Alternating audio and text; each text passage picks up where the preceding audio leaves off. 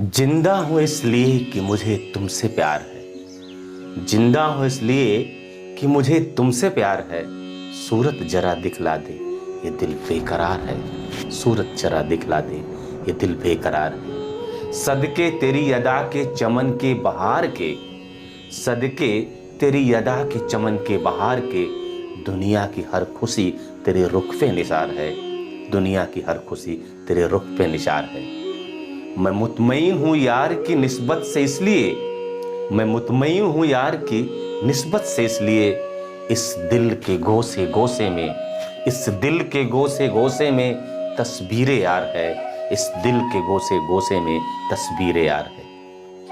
साथियों, ये मैं नहीं कह रहा हूं, ये भगवान कृष्ण की गोपियां कह रही हैं। और किससे कह रही हैं? उद्धव से कह रही हैं। जी हाँ, उद्धव जी समझाने के लिए आ गए हैं गोपियों को। गोपियां भगवान कृष्ण के प्रेम में व्याकुल हैं, उनकी विरह की आग में जल रही हैं। और उद्धव प्रेम का संदेश ना लेकर के, योग का संदेश लेकर के कृष्ण भगवान की तरफ से गोपियों से मिलने आए।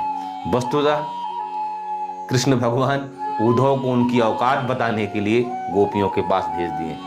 हुआ क्या था कि उद्धव को इस बात का घमंड हो गया था कि मैं बहुत ज्ञानी हूं, मुझे बहुत ज्ञान है। और इसी को जताने के लिए, इसी को बताने के लिए कि उद्धव, तुम्हें अपने ज्ञान पे घमंड नहीं करना चाहिए। जाओ जरा देख के आओ, तुम्हारा ज्ञान तो गोकुल की ग्वालिनों से भी कम है, वहां की अनपढ़ अहिरिनों से भी आपका ज्ञान कम है। और जब आते हैं तो जब उनका गोपियों से मुकाबला होता है तो क्या कहती हैं गोपियां? उद्धव तुम हो अति बड़ भागी, अपरस रहत स्नेह तगाते, नाहिन मन अनुरागी। पुरैन पात रहत जल भीतर, तारस देह न दागी। ज्यों जल माह तेल किए गागर, बूंद न ताको लागी। उद्धव तुम हो अति बड़ी भागी। गोपियां यहाँ क्या कहती हैं उद्धव को कि हे उद्धव, तुम बड़े भाग्य वाले हो। उद्धव को ताना मारती, क्या कह रही हैं कि उद्धव तुम बड़े भाग्य वाले हो। क्यों भाग्य वाले हो? क्योंकि तुम्हारे ऊपर प्रेम का कोई असर ही नहीं पड़ा है, प्रेम से अछूते हो। और तब प्रेम का असर नहीं पड़ा है जब तुम प्रेम के सागर के साक्षात भगवान कृष्ण के साथ हो, जो कि साक्षात प्रेम के सागर है। प्रेम का सागर उनमें हिलोरे लेता रहता है। और उनके साथ रहने पर भी जब तुम प्रेम से अछूते हो तो वास्तव में तुमसे ज्यादा अभागा कोई नहीं है। लेकिन गोपियां क्या कहती हैं? तुम बड़े भाग्यशाली हो। और इस लाइन में वक्रोक्ति अलंकार है। इस लाइन में गोपियों ने कटाक्ष किया है, व्यंग किया है उद्धव पर। वक्रोक्ति अलंकार क्या होता है? वक्र मतलब टेढ़ा होता है और उक्ति मतलब कथन होता है। किसी बात को, किसी कथन को अगर हम घुमा के कहते हैं, सीधे न कहकर घुमा फिरा के कहते हैं, व्यंग में कहते हैं, तो वहां वक्रोक्ति अलंकार होता है। यहां पर गोपियों ने यही किया है कि हे उद्धव, तुम बड़े भाग्यशाली हो। तो ये क्या है? यहां पर वक्रोक्ति अलंकार है। और किस तरह से हो? उद्धव के व्यवहार की तुलना किससे किससे की है? कह रही है कैसे हो? अपरस राहत स्नेह तगाते, नाहिन मन अनुरागी। तुम ऐसे हो, अपरस हो, अछूत। अपरस का मतलब अछूते, स्नेह मतलब प्रेम, प्रेम रूपी धागे से, अपरस राहत स्नेह तगाते, प्रेम रूपी धागे से अछूते हो। तुम्हारे मन में किसी के प्रति कोई अनुराग, कोई प्रेम नहीं है, इसलिए तुम भाग्यशाली हो। फिर आगे क्या कहती हैं? कैसे हो तुम? किससे तुलना की है गोपियों ने उनकी? पुरैन पात रहत जल भीतर, तारस देह न दागी। पुरैन पात कमल का पत्ता, कमल जल के भीतर रहता है, सागर के भीतर रहता है, सागर नहीं, तालाब में रहता है, जल के भीतर रहता है। फिर भी उस पर, उसके पत्ते पर कोई, पत्ते की देह पर, देह मतलब शरीर, पत्ते पर किसी प्रकार का पानी का दाग भी नहीं लगता है। तो हे उद्धव, तुम भी उस कमल के पत्ते की तरह हो जो जल में रहते हुए भी उस पर पानी की एक बूंद की दाग नहीं लगता, एक बूंद का दाग नहीं लगता है। तुम वैसे हो, तुम भी कृष्ण भगवान के साथ रहते हुए भी जो प्रेम के साक्षात स्वरूप हैं, उनके साथ रहते हुए भी तुम्हारे ऊपर प्रेम का जरा सा भी असर नहीं पड़ा। कितना तगड़ा व्यंग, कितना भिगा भिगा के मार रही गोपियां उद्धव को। और इसीलिए कृष्ण भगवान ने भेजा भी था उनको कि जाओ देख लो अपनी औकात। फिर क्या कह रही हैं गोपियां कि ज्यों जल माह तेल की गागर, ज्यों जल माह तेल की गागर बूंद न ताको लागी। जिस प्रकार से तेल में भीगा हुआ घड़ा हो, आपने अगर अपने बचपन में देखा हो, पुराने जमाने में हमारी दादी वगैरह मिट्टी के घड़े में अचार, तेल, घी रखती थी, तो उतना उसमें तेल लग जाता था, इतना रिस जाता था, उसके पोर पोर में समा जाता था कि अगर उसको पानी में डुबोएंगे तो सीधा निकल आएगा, पानी का उस पर कुछ असर नहीं, एक बूंद नहीं टिकती पानी की। और हिंदी में चिकना घड़ा मुहावरा भी है, जिस पर किसी चीज का कोई असर ना हो उसको बोलते हैं चिकना घड़ा। जब हम किसी बच्चे को बोलते हैं बड़ा मूर्ख है, इसको कुछ समझाना बेकार है, तो क्या बोलेंगे? चिकना घड़ा है। आपको क्या लगता है? अंग्रेजी में इडियट है, हिंदी में चिकना घड़ा। तो जब हम जिस पर किसी चीज का असर ना हो उसको बोलते हैं चिकना घड़ा। तो गोपियां कह रही कि हे उद्धव, तुम उस चिकने घड़े की तरह हो, उस तेल में डूबी हुई गगरी की तरह हो, गागर की तरह हो, जिसे पानी में डुबो के निकाल लिया जाए, उस पर एक भी बूंद पानी का असर नहीं होता। उद्धव, तुम वैसे ही हो कि प्रेम के साक्षात स्वरूप, प्रेम के साक्षात सागर कृष्ण के साथ रहते हुए चले आए और प्रेम का कोई असर ही नहीं पड़ा। तुम तो उस चिकने घड़े की तरह हो जो तेल में डूबा हुआ था और पानी से निकाल लिया गया, कोई फर्क ही नहीं पड़ा। तुम इस कमल के पत्ते की तरह हो जो पानी में रहता है, फिर भी पानी की एक बूंद का असर उस पर नहीं पड़ता है। उद्धव, तुम बड़े भाग्यशाली हो। हम गोपियां अभागन हैं, भोली हैं, हमारे ऊपर इसका असर पड़ गया, हम तो प्रेम में पड़ गए, कृष्ण के गलत किए पड़ गए। प्रीति नदी में पांव न बोर्यों, दृष्टि न रूप परागे, सूरदास अबला हम भोरी, गुर चाटी ज्यों पागे। गोपियां कह रही कि हे उद्धव, तुमने तो प्रेम रूपी नदी में पांव भी नहीं डुबाया, तुम जानते ही नहीं हो कि प्रेम क्या है, उसमें पांव भी नहीं रखा। तुम्हारी दृष्टि में प्रेम का कोई मतलब ही नहीं, न किसी के रूप का, न किसी के प्रेम का कोई असर ही नहीं। लेकिन हम गोपियां तो गोपियां हैं, हम भोली हैं, अबला हैं, अनजान हैं, नादान हैं, आप तो ज्ञानी हैं। और हमारा हाल ये है कि जैसे गुड़ चाटी ज्यों पागी, जिस प्रकार से गुड़ से अगर चींटी चिपक जाए तो जान भले चली जाए लेकिन गुड़ को नहीं छोड़ती, हम गोपियां वैसे ही हैं। हम कृष्ण से ऐसे चिपके हुए हैं, हम कृष्ण से ऐसे प्रेम करते हैं, कृष्ण से इस प्रकार प्रेम करते हैं कि जान भले चली जाए लेकिन कृष्ण को नहीं छोड़ेंगे। जिस प्रकार से चींटी गुड़ को नहीं छोड़ती है, प्राण भले चले जाए। वस्तुतः हम गोपियों का तो वो हाल है कि जिंदा हूं इसलिए कि मुझे तुमसे प्यार है, जिंदा हूं इसलिए कि मुझे तुमसे प्यार है। सूरत जरा दिखला दे, ये दिल बेकरार है, सूरत जरा दिखला दे, ये दिल बेकरार है। सदके तेरी अदा के, चमन के बहार के, दुनिया की हर खुशी तेरे रुख पे निसार है, दुनिया की हर खुशी तेरे रुख पे निसार है। मैं मुतमईन हूं यार की निस्बत से, इसलिए कि इस दिल के गोसे गोसे में तस्वीरें यार है, इस दिल के गोसे गोसे में तस्वीरें यार है।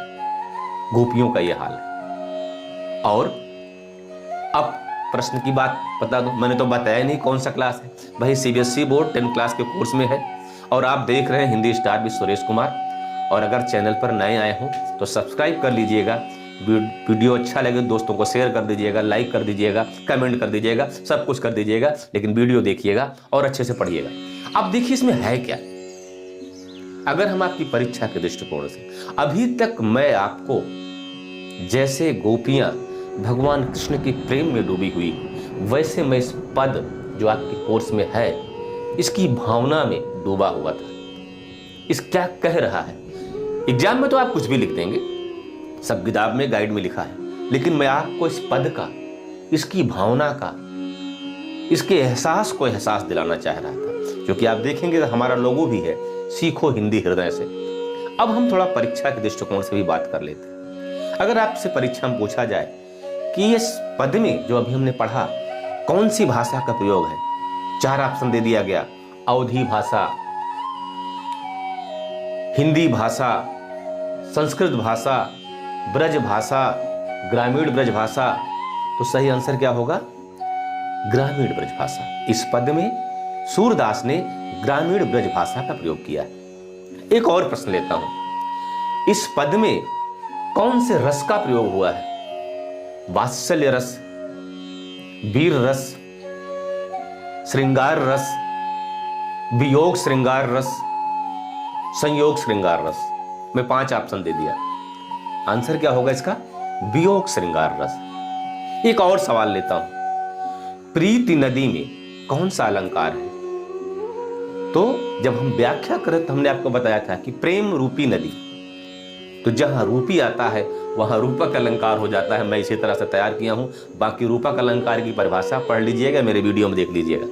तो प्रीति नदी में कौन सा अलंकार है? रूपक अलंकार है। पुरैन पात में कौन सा अलंकार है? तो पुरैन पात में पा अक्षर की आवृत्ति के कारण अनुप्रास अलंकार है। चलिए, अगर हम इस पूरी लाइन को देखते हैं, पुरैन पात रहत जल भीतर, तारस देह न दागी, उसके बाद जो जलमाह तेल की गागर, बूंद न ताको लागी। इस पूरी लाइन में क्या कौन सा अलंकार है? तो इस पूरी लाइन में कौन सा अलंकार है? ऑप्शन दे दें, अनुप्रास, रूपक, उपमा, श्लेष। सही आंसर उपमा। अगला, गुर चाटी ज्यों पागी, इसमें कौन सा अलंकार है? वही उपमा। ऑप्शन नहीं दे रहा हूं, सीधे बता दूं ताकि समय आपका बच जाए। और मैंने पहले ही बताया है कि उधो तुम हो अति बड़भागी में वक्रोक्ति अलंकार है। एक और प्रश्न, इस पूरे पद में कौन सा काव्य गुण है? ओज, प्रसाद, माधुर्य। आंसर होगा माधुर्य। और यह गेय पद है, अर्थात गाया जाने योग्य पद है। यही सब प्रश्न आपकी परीक्षा में आएगा। एक और प्रश्न ले लेता हूं, इस दिए गए पद में उद्धव के व्यवहार की तुलना किससे किससे की गई? तो मैंने पहले ही बताया कि इस पद में उद्धव के व्यवहार की तुलना कमल के पत्ते से की गई। इस दिए गए पद में उद्धव के व्यवहार की तुलना चिकने घड़े से की गई है, तेल में डूबी हुई गागर से की गई है। क्यों की गई है? अभी भी सवाल बनता है। इसलिए की गई है, उद्धव के व्यवहार की तुलना कमल के पत्ते से इसलिए की गई है कि उद्धव पर कृष्ण भगवान के प्रेम का जरा सा भी असर नहीं, और वो योग का संदेश लेके गोपियों के पास आ गई। तो गोपियां उनको ताना मारती हुई कहती हैं कि उद्धव, तुम्हारा हाल तो वो है जैसे कमल का पत्ता रात दिन पानी में रहता है, लेकिन उस पर पानी की एक बूंद का असर नहीं होता है। तुम वास्तव में तो हो अभागे, मैं तो बड़ा भाग्य वाला कह रही हूं व्यंग में। उसी तरह से तुम प्रेम के साक्षात स्वरूप, प्रेम के सागर भगवान कृष्ण के साथ रहते हुए भी तुम्हारे पर प्रेम का कोई असर नहीं पड़ा है, तो वास्तव में तुम बड़भागी नहीं अभागी हो।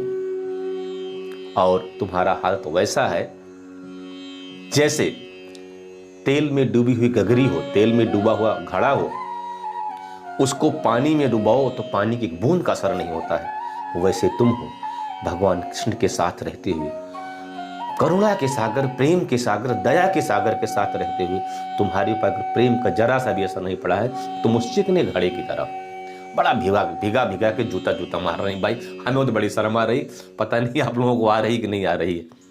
मतलब ऐसा बेइज्जती तो कोई नहीं करेगा, ऐसा बेइज्जती तो हम नहीं बर्दाश्त करेंगे। लेकिन उद्धव को नहीं समझ में आ रहा है, लग रहा है हम बहुत बड़े ज्ञानी हैं। अच्छा, एक बात और बताएं, ज्यादातर लड़के उद्धव ही होते हैं। कभी कभी कोई चालाक लड़की, सियानी लड़की मिल जाती तो बड़ा भिगा भिगा के देती है, उसको लगता है दम हमसे बड़ा समझदार बुद्धिमान कौन है, लेकिन वो भिगा भिगा के देते रहते। मैं भी क्लास में कभी कभी भिगा भिगा के बच्चों को देता हूँ। जिनको साहित्य समझ में आता है, हिंदी, वो समझ जाते हैं, और जो नहीं समझ पाते हैं वो सोचते नहीं सर बहुत अच्छा बोल रहे हैं। चलिए, तो उद्धव के व्यवहार की तुलना किससे किससे की गई मैंने बता दिया आपको। अब और कौन सा प्रश्न बन सकता है, आप जरा सोच के बताइए। सोचिए सोचिए, जितने प्रश्न मेरी समझ से बन सकते थे मैंने बता दिया। अब अगर आपकी समझ से कोई प्रश्न बन रहा हो तो बताइए, कमेंट करके बताइए। चलिए मैं ही बताता हूं। गोपियों ने अपने मन की वेदना किस प्रकार प्रकट की है, गोपियों ने अपने मन की वेदना किस प्रकार प्रकट की। वेदना मतलब पीड़ा।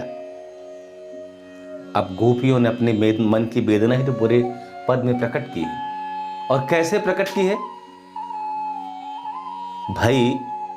गोपियों को लगता है कि हम कृष्ण हमसे प्रेम करते हैं, हम भी कृष्ण से प्रेम करते हैं, और अपने आप को पूरी तरह कृष्ण के प्रति समर्पित कर देती हैं। भगवान कृष्ण को सब कुछ, मतलब सब कुछ कृष्ण ही मेरा है, उनका जीना मरना सब। बोला ना, मैं जिंदा हूं इसलिए कि मुझे कान्हा से प्यार हो, मेरे कान्हा कान्हा, मेरे बाकी संवरिया, कान्हा अब तो चले आना। वो कान्हा के अर्थात कृष्ण के प्रेम में सब कुछ, कान्हा की दीवानी है। और जब उन्हें इस बात का एहसास होता है कि वो तो कृष्ण को प्रेम कर रहे हैं और अपने भोलेपन के कारण प्रेम कर रहे हैं, वो भोली हैं, कृष्ण को समझ नहीं पाई, लेकिन कृष्ण ने, भगवान कृष्ण ने उनकी प्रेम का जवाब प्रेम से देने के बजाय उनके पास योग का संदेश, योग का कड़वा संदेश लेकर के उद्धव को भेज दिया।